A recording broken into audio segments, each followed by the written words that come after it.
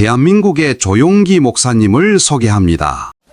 오늘 저는 여러분과 함께 우리에게 죄 지은 자를 사하여 준 것 같이 이 제목으로 은혜를 나누고자 합니다. 여러분, 하나님께서 용서해달라고 용서를 비신 적이 있습니까? 성경 전체를 통해서 보게 될지라도 하나님께서 한 번도 용서를 빌은 기사가 없습니다. 왜 그러냐? 하나님은 절대 완전하신 하나님이시기 때문에 하나님께서 실수하거나 죄를 지은 적이 없고 또 실수나 죄를 지을 수도 없습니다. 그렇기 때문에 하나님께는 용서가 절대로 필요하지 않습니다. 그러나 여러분과 나는 어떻습니까? 우리는 시시각각으로 용서를 빌고 용서를 받지 않고는 살 수가 없습니다. 왜 그러냐? 여러분과 나는 지극히 불완전한 존재인 것입니다. 이렇기 때문에 우리는 말과 행동과 생활에 끊임없이 실수하고 죄짓고 실패합니다. 이렇기 때문에 우리는 용서를 받지 않고는 우리의 존재가 이 땅에서 살아갈 수가 없는 것입니다. 여러분, 어린아이가 그런 말을 막 배우기 시작해서 한 발자국 두 발자국 옮기는데 잘 걷지 못하고 넘어진다고 그냥 부모들이 막 부려 때린다면은 어린아이는 그만 겁을 집어먹고서 다시는 그런 말을 배우려고 하지 않기 때문에 걷지 못하고 말 것인 것입니다.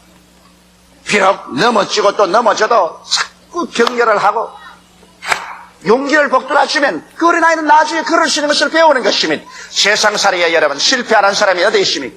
이 세상에 손내는 것마다 척척 그대로 다 성공한다면 이 세상에 실패자가 어디 있겠습니까? 그러나 우리는 삶을 살면서 끊임없이 실패합니다.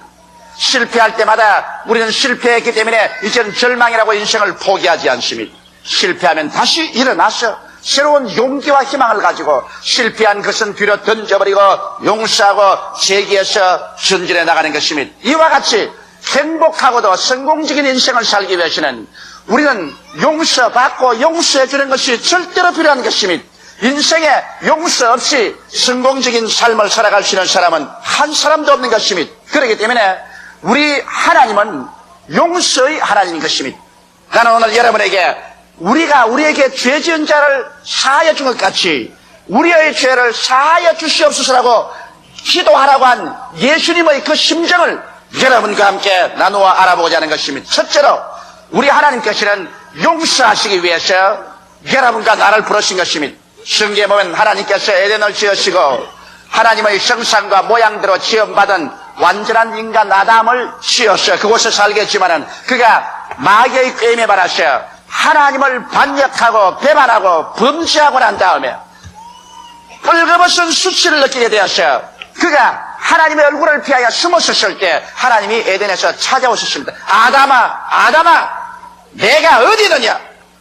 아담이 내가 벌거벗어 부끄러워 숨었나? 여러분, 오늘날도 우리가 죄를 짓고 나면은 우리의 양심이 벌거벗은 것처럼 수치를 당하는 것 옛날이나 지금이나 다른 바 없습니다. 그래서 하나님께서는 아담을 그 부끄러움에서 면하게 해주시기 위해서 짐승을 잡아서 에덴 동산에서 죽였습니다. 짐승의 울부짖는 소리가 나고 그 짐승의 피를 에덴 동산에서 흘리고 그 가죽을 벗겨서 아담과 하와를 위해서 벌거벗은 수치를 가리하는 옷을 입혀서 내어버렸습니다. 이것은 크나큰 상징적인 의미가 있습니다. 왜냐하면 죄를 지은 사람을 위해서 대신 짐승이 피를 흘려 죽고 그 가죽을 벗겨서 옷을 입혀서 내보낸 것은 장차 죄 지은 인류를 위해서 하나님께서 그 아들 예수님을 어린 양으로 보내셔서 우리 대신하여 십자가에서 피를 흘려 죽으시고 그 피값으로 죄를 다 갚고 예수의 이로운 옷을 벗겨서 우리에게 입혀줄 것을 주님께서 벌써 에덴에서 상징적으로 보여주신 것입니다. 이렇기 때문에 하나님께서 예수님을 이 땅에 보낸 것은 여러분과 나의 죄를 용서하고 우리를 의롭게 만들어서 하나님 앞에 서서 구원을 얻도록 하기 위해서 그렇게 하신 것입니다. 예수님의 복음사역 중에 가장 위대한 것은 예수님께서는 한 사람도 정죄하지 않았다는 것입니다. 주님께서는 누구든지 회개하고 나오는 사람마다 다 용서해 주었지 주께서 붙잡아서 회개하는 사람을 정죄한 적이 없습니다. 한 번은 예수께서 성전들에서 말씀을 전개하고 있는데 갑자기 바리새 교인, 사두개 교인, 율법사들이 가늠하다가 현장에 잡혔다는 여자 한 사람을 무자비하게 끌고 와서 발길로 차면서 예수님의 발 앞에 던졌습니다. 그리고 예수께 이렇게 헤어나갈 수 없는 질문을 해서 올무에 잡으려고 하셨습니다. 주여, 이 여인은 간음하다가 현장에서 잡혔습니다. 모세의 율법에 기록하기를 이런 여자는 돌로 쳐서 죽이라고 했는데 선생은 뭐라고 말하나이까? 선생은 어찌하겠나이까? 그럴 때 예수님께서 아무 말도 아니하시고 허리를 굽혀서 땅에 글을 썼습니다. 성경에는 무슨 말을 썼다고 안 했지만 틀림없이 예수님은 십계명을 다 적었을 것입니다.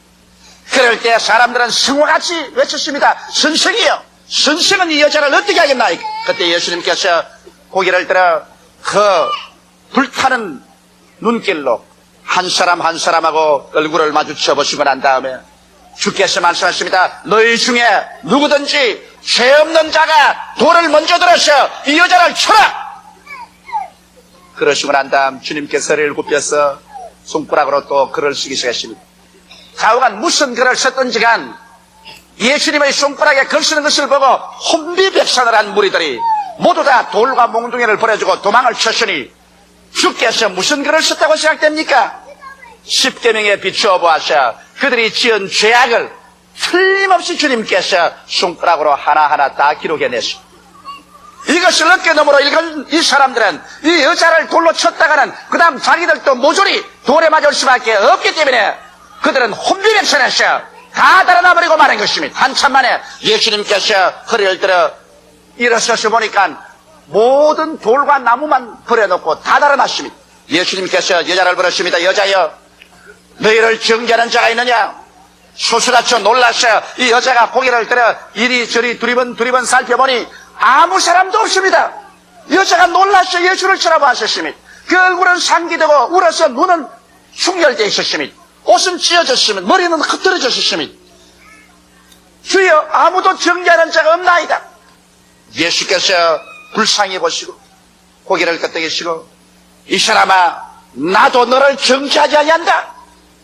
너는 집에 돌아가서 다시는 이런 죄를 범하지 말라. 이 여자는 황황히 일어나서 옷매무새를 고치고 그는 집으로 돌아가면서 그 발걸음 따라 그는 몇 번이고 다짐하실 것입니다. 나는 예수로 말미암아 살았. 다시는 범죄하지 아니한다. 다시는 범죄하지 아니한다. 예수께서 이 세상에 오신 것은 사람을 심판하러 온 것이 아니라 용서를 받고 구원을 받기 위해서 이 땅에 오신 것입니다. 그렇기 때문에 용서에는 조건이 있습니다. 요한일서 1장 9절에 만일 우리가 우리 죄를 자백하면 주는 이쁘시고 이로우사 우리 죄를 사하시며 모든 불의하시 우리를 깨끗게 하실 것이라고 하는 것입니다. 여러분, 용서는 값없이 주는 용서는 없습니다. 예수님께서 이 가늠한 여자를 용서하시고 예수님께서 도적질하고 살인한 사람을 용서했는데 주님께서는 그 용서의 대가를 지불해야만 했었습니다. 기어코 주님께서는 모든 이 사람들의 죄와 불의와 추악과 저주와 절망과 죽음을 한 몸에 걸머지시고 이 사람들의 대가를 지불하기 위해서 빨가벗긴 채로 십자가에 올라가서 하나님께 버림을 당하고 하늘과 땅 사이에 매달려서 살찌고 피 흘려서 고난당함으로 이 죄가를 도말하신 것입니다. 성경에는 죄가 찔리면 우리 허물을 인하며 죄가 상하면 우리 죄악을 인함이라. 죄가 징계를 받음으로 우리가 평화를 누리고 죄가 채찍에 맞음으로 우리가 나음을 입었더라. 우리는 다 어린 양같이 그릇 행하여 각기 제 길로 갔거늘 여호와께서는 우리 무리의 죄악을 저에게 담당시겠다고 기록하고 있는 것입니다. 용서에는 대가가 있습니다. 예수님은 자기의 생명을 부어 모든 죄의 대가를 지불하는 가장 힘들고 고통스러운 대가를 주께서 지불하셨습니다. 하나님에게 버림받는 그 비극적인 것을 주님께서는 체험했던 것입니다. 이와 같이 해서 우리 하나님께서는 어린 양 예수 그리스도의 그 고통을 십자가에 매달린 고통을 대가로서 그 피 흘린 대가로서 인류의 죄를 용서하시고 그리스도의 의로운 옷을 벗겨서 오늘 회개하고 주님을 믿는 사람마다 용서하고 구원하는 것입니다. 죄를 지었음에도 불구하고 못났음에도 불구하고 버림을 받아야 마땅함에도 불구하고 죄 지은 그대로 못난 그대로 회개만 하고 나오면 그리고 예수를 구주로 믿기만 하면 하나님께서는 용서하여 주시는 것입니다. 과거를 묻지 아니하시고 과거의 죄에 대해서 논란하지 아니하십니다. 그리스도의 피는 기온 같은 것을 흰눈같이 진홍 같은 것을 양털같이 희게 씻어주는 것입니다. 이러므로 오늘 하나님께서는 용서하는 하나님인 것입니다. 예수 그리스도 안에서 우리 한 사람 한 사람 우리를 심판하고 멸하려고 하지 않으시고 어찌한지 회개시켜서 용서받게 하려고 오늘 성령으로 이 가운데 역사하시는 것이 바로 우리 하나님의 역사인 것입니다. 둘째로 우리가 이제 예수를 믿고 용서를 받았으면 계속 그 용서 안에서 살아야 되는 것입니다. 우리가 한번 주님께 과거와 현재와 미래의 모든 죄를 용서받았습니다. 이제 계속 우리는 용서 안에서 살고 더 깊은 용서 속에 들어가서 하나님께 더 가까이 나가야 되는 것입니다. 그러기 위해서는 어떻게 해야 될까요? 나와 이웃과의 관계에 있어서 계속해서 용서를 해줘야 되는 것입니다. 예수께서 성경에 우리가 우리에게 죄전자를 사하여 준 것 같이 우리의 죄를 사하여 주옵시고라고 가르쳤습니다. 이것은 죄인들에게 가르친 것이 아니라 이미 예수를 믿고 구원받은 제자들에게 이와 같은 기도를 늘 하라고 하는 것입니다. 이제 우리가 한번 구원의 용서를 받고 난 다음 계속 우리가 깊이 용서받고 하나님께 깊이 사랑받고 은혜 받기 위해서는 우리가 용서 속에 살아야 되는 것입니다. 이 용서 속에 살기 위해서는 내가 하나님께 용서를 구하는 것과 같이 내가 남의 죄를 용서해 주어야 하나님의 용서를 계속 받을 수 있다는 것입니다. 이것이 우리에게 힘든 일입니다. 그러나 이제는 예수 믿는 사람은 내가 계속 하나님께 용서를 받고 하나님의 은혜를 입고 성령의 역사를 받기 위해서는 계속 우리의 이웃을 용서해야 됩니다. 남편을 계속 용서해야 됩니다. 아내를 계속 용서해야 됩니다. 자녀를 용서하고 부모를 용서하고 내가 이웃이 내게 범죄할 때 그것을 계속 용서하면서 나가야 될 용서의 무거운 책임을 짊어지고 있는 것입니다. 마태복음 18장 23절로 35절에 보면 예수께서 여기에 대한 놀라운 비유의 말씀을 하셨습니다. 어느 한 임금이 계셨는데 그 임금이 한 부하에게 1만 달러 돈을 빌려줬습니다. 그런데 그 부하가 1만 달란트를 갚을 수가 없었습니다. 돈을 갚을 날이 왔는데 돈을 갚을 생각도 못하고 갚을 돈도 없으니까 임금이 명령을 해서 그 모든 처자를 다 잡아 종으로 팔고 그의 집과 재산을 다 팔아서 빚을 갚도록 하라고 명령하셨습니다. 그러자 이 사람이 임금에게 와서 그냥 머리를 조아리고 임금님께 사정을 합니다. 임금님, 내게 말미를 주시옵소서. 시간만 주시면 내가 어찌하는지 이 빚을 갚겠나이다. 그러므로 시간을 주시옵소서. 간청하고 사정했습니다. 그러자 임금이 그를 측은히 여기시고 불쌍히 여기셨어요. 그래서 그 1만 달란트의 빚을 다 탕감해줬으면 좋다. 나는 다 탕감한다. 이제는 너 안 갚아도 좋다. 그러므로 돌아가라. 그래서 이 사람이 1만 달란트 탕감을 받고 난 다음 아주 기분이 좋아서 밖으로 나왔는데 집으로 돌아오는 길에 자기와 동료한 사람을 만나는데 이 사람은 100데나리온 빚을 진 사람인 것입니다. 그 사람을 잡자마자 멱살을 쥐고서 야, 이 녀석아, 너 내게 100데나리온 빚진 것 갚아라. 내가 지금 사정이 여의치 못하고 도저히 생활이 안 되어서 100데나리온을 갚을 수가 없으니 시간과 말미를 주십시오. 이 자식아, 시간과 말미가 뭐냐, 이 금방진 놈아. 100데나리온 썼으면 네가 갚아야 될 거 아니야. 네 갚을 때까지 내가 가만두는가 봐라. 그래서 그 사람을 목을 잡고 끌고 가서 감방에 쳐넣어버리고 마는 것입니다. 이 사실을 본 친구들이 이렇게 괘씸할 수가 있느냐. 자기는 임금님에게 1만 달란트 탕감을 받았으면서 불과 얼마 전에 100데나리온 빚진 친구를 이렇게 잡아서 감옥에 쳐넣을 수가 있느냐. 그래서 임금에게 가서 그것을 고발했으면 임금님이요, 당신이 1만 달란트 용서해준 그 사람은 자기 친구가 100데나리온 빚진 것도 용서해주지 못하고 그를 잡아서 감옥에 갇혔나이. 임금이 보좌에 앉아서 이 말을 듣자마자 분노해서 일어나서 얼굴이 불그락 푸르락 하고 주먹을 불끈 쥐었다가 놓았다면서 그 녀석 당장 데려오너라.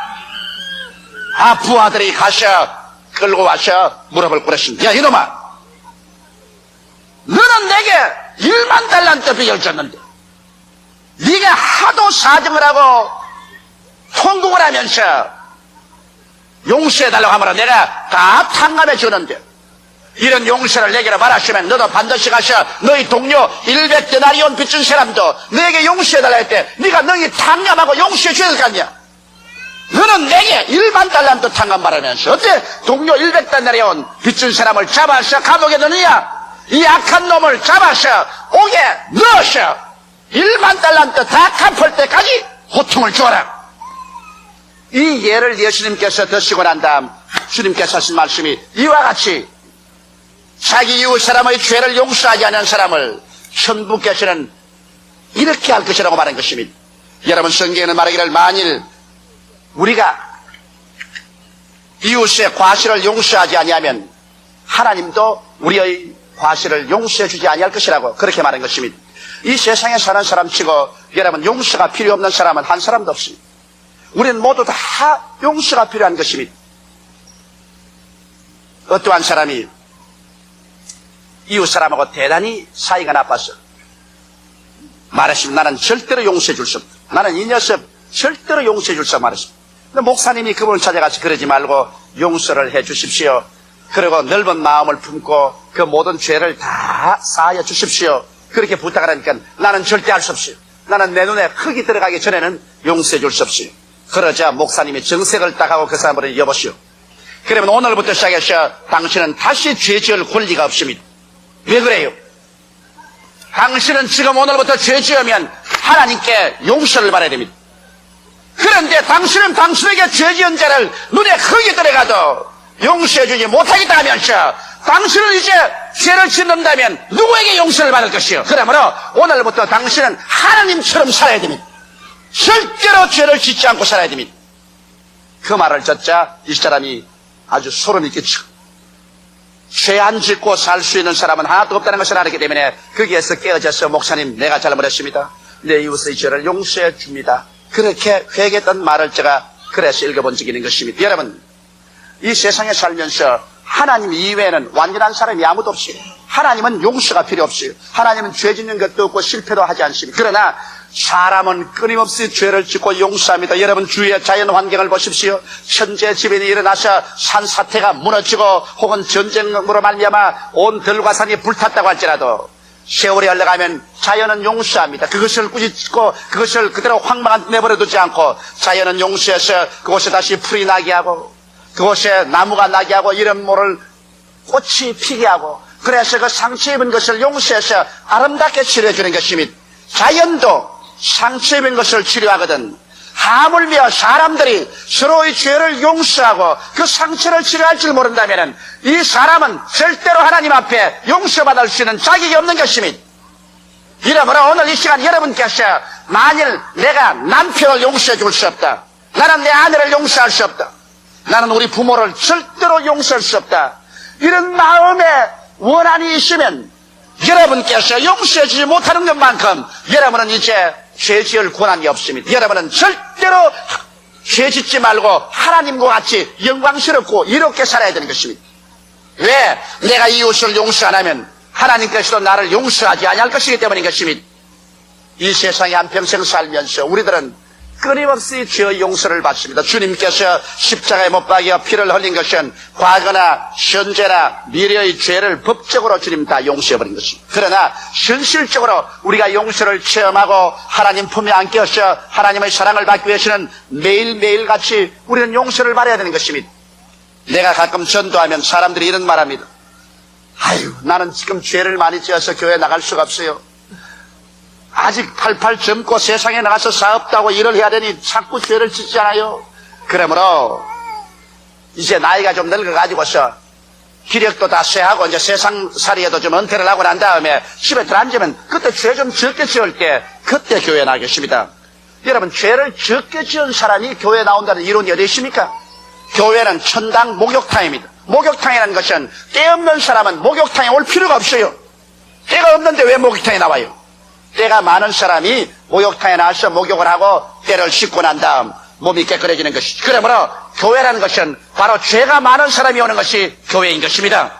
이렇기 때문에 예수님께서 주님 앞에 나올 수 있는 자격자를 선정할 때 수고하고 무거운 짐진 자들아 다 내게로 오라, 내가 편히 너희를 쉬게 하려고 했으므로 인생에 수고하고 무거운 짐진 자들을 보고 교회에 나오라고 말하셨습니다. 그 다음 주님께서는 또 건강한 자에게는 어원이 쓸데없고 병든 자에게라야 쓸데있느니라고 하셔서 병이 들어서 고생하는 사람 보고 교회 나오라고 하셨습니다. 그 다음 또 주님께서 말씀하는 것은 내가 온 것은 의인을 불러 구원하러 온 것이 아니라 죄인을 불러 구원하러 왔노라. 그래서 죄인을 주님께서 교회 나오라고 한 것입니다.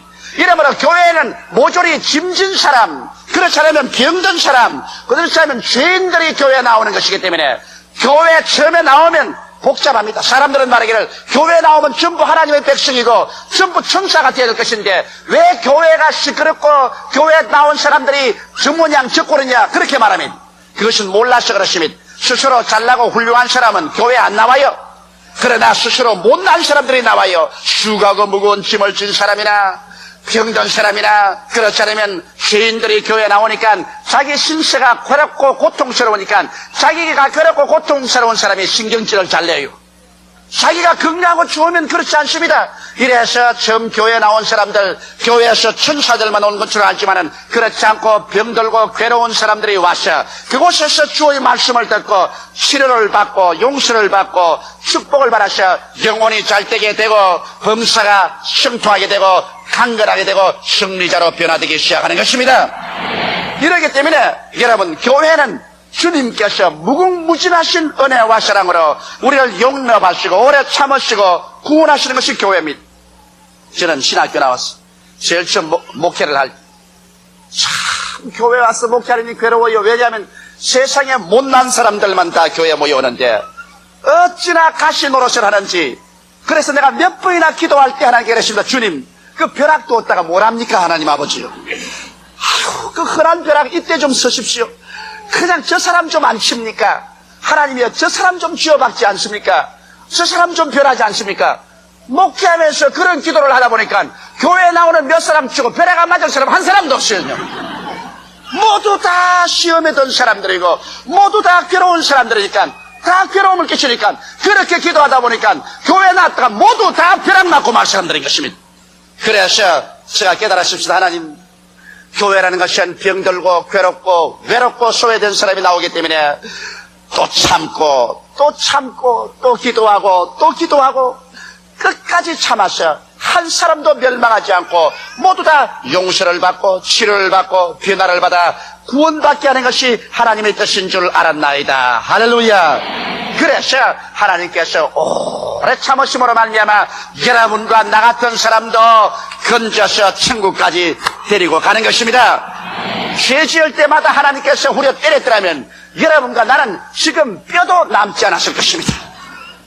그러나 죄 짓고 또 돌아오면 또 회개합니다. 그래서 베드로는 자기 생각에 아무리 용서해도 하나님이 그렇게 용서할까 싶어서 하나님이요 내 친구가 내게 범죄하면 큰 마음 먹고 7번 용서하면 되겠지요. 그러니까 주님께서 보고 이 사람아 내가 내게 말하니 하루에 7번씩 1번 범죄하고도 회개하고 돌아오거든 용서해 주어라. 베드로가 아마 깜짝 놀랐을 것이면 자기 딸은 크게 마음 먹고 하루에 7번 용서하면 좋지 싶었는데 주님은 77이 49 하루에 490번 죄를 짓고 490번 회개하고 돌아가던 용서를 하시니 하루 490번 죄를 지으려면 부지런히 지어야 490번 짓습니다. 보통으로 490번 죄를 못 짓습니다. 그러면 하나님께서 이처럼 하나님의 마음은 여러분과 나를 용서해서 어찌한지 구원하기로 결심한 사람인 것입니다. 그럼 하나님께서 이렇게 용서하도록 결심했으면 여러분도 남편을, 아내를, 부모를, 자녀를, 이웃을 용서하는 여러분 되시기를 주 이름으로 축원합니다. 셋째로 여러분 용서할 때 우리에게 치료가 다가오는 것입니다. 미움과 분노는 최악의 파괴자인 것입니다. 오늘날 심리학자들 말하기를 인간을 파괴하는 가장 무서운 정신적인 요소가 미움과 분노라는 것입니다. 내가 미워하면 내 마음속에 소화가 안 되고 벌써 잠이 안 오고 심장이 뛰고 고통이 다가오는 것입니다.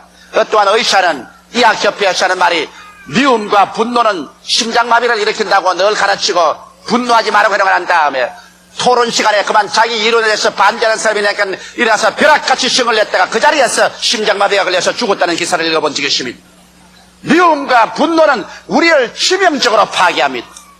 그러므로 말미암아 우리는 언제나 용서를 빌어야 되는 것입니다. 우리가 남을 용서하려고 할 때 내가 치료를 받습니다. 내가 남의 얼굴에 흙칠하려면 내 손에 흙 먼저 칠해야 되는 것처럼 남을 미워하거나 분노하려면 내 스스로 영혼 속에 쓴 물이 생겨야 되는 것입니다. 쓴 뿌리가 생겨야 되는 것입니다. 그러므로 남을 용서할 때 먼저 자아가 치료받아서 내 마음이 편안해집니다. 여러분 한번 생각해 보십시오. 부부간에 싸움하고 밤에 서로 등을 돌이켜서 뚫어 누워있을 때 밤새도록 달콤한 잠이 없니까?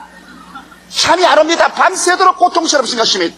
용서해주면 내가 편안히 잠잘 수 있는 것입니다. 이러므로 용서해 주십시오. 우리 예수 믿는 사람은 부부간에 싸우고 용서하기 참 쉽습니다. 옛날에는 나 잘못해서 용서해주라 하면 개면 찍어서 프라이드도 있고 못하는데 우리 예수 믿는 사람은 꿀 한 자가 들으라고 하나님 아버지여 내가 잘못했나이다. 용서하여 주시옵소서. 그럼 직접 용서도 안 구하고 하나님을 통해서 제3자를 통해서 다 해결하고 마는 것입니다. 얼마나 좋은 기도 방법인지 알 수가 없어요. 그래서 용서를 할 때 자아가 치료받고 그 다음 이웃하고 이렇게 용서하니까 화목이 되고 내가 용서해주고 용서받으면 결과 화목이 되고 이래서 용서가 오면 하나님께서 그들에게 의로움을 주시는 것입니다. 용서한 사람에게 주님께서 깊은 의로움을 주어서 하나님의 깊은 품 안으로 들어올 수 있게 해주는 것입니다. 기도가 깊어질 수 있고 믿음이 깊어질 수 있고 하나님의 사랑의 용서를 통해서 깊어져서 하나님과의 교제가 깊어지고 강해지면 그 사람의 믿음의 역사가 활발하게 일어나서 무엇이든지 하나님께 주의 이름으로 구하는 것마다 얻을 수 있는 기적이 일어나게 되는 것입니다. 용서는 용서받는 사람보다 용서하는 자가 희생을 감당하고 십자가를 걸머집니다. 용서받는 사람이야 간단히 받지만은 용서하는 사람은 괴로움을 무릅쓰고 용서해야 되기 때문에 용서하는 사람이 십자가를 걸머집니다. 그러나 용서만이 올바른 이해와 동정과 화평을 가져오고 그 결과 삶을 행복하게 하는 것입니다. 예수님의 십자가 고난을 통하여 용서받은 우리들은 믿을 때부터 이미 남을 용서해야 될義務를 지고 책임을 지고 태어났었습니다. 우리 예수 믿는 사람은 내게 예수님이 용서해 준 것처럼 이제 나도 끊임없이 용서의 빚을 걸머쥐고 매일매일 이 세상을 살 동안에 용서하면서 살아가야만 하는 것입니다. 기도드리겠습니다. 살아계신 우리 하나님 아버지, 주께서 죄를 짓고 불의하며 추악하고 버림을 받아야 마땅한 우리들을 용서해 주신 것처럼 이제 예수 믿는 우리들은 용서의 빚을 받았으므로 아버지여 만나는 사람마다 최선을 다해서 용서해서 구원할 수 있는 길을 걸어가도록 하여 주시옵소서. 마귀가 오는 것은 도적질하고 죽이고 멸망시키는 것뿐이지만은 하나님의 아들이 온 것은 양으로 생명을 얻게 하고 또 풍성히 얻게 하려 왔사오니 우리 아버지 하나님이시여 예수님과 손을 잡고 용서하고 오래 참음으로 말미암아 모든 사람이 구원에 이르도록 하여 주시옵소서. 예수님 이름 받들어 기도드리옵나이다. 아멘. 할렐루야. 아멘. 목사님 감사합니다. 구독과 좋아요는 제작하는 데 힘이 됩니다. 감사합니다.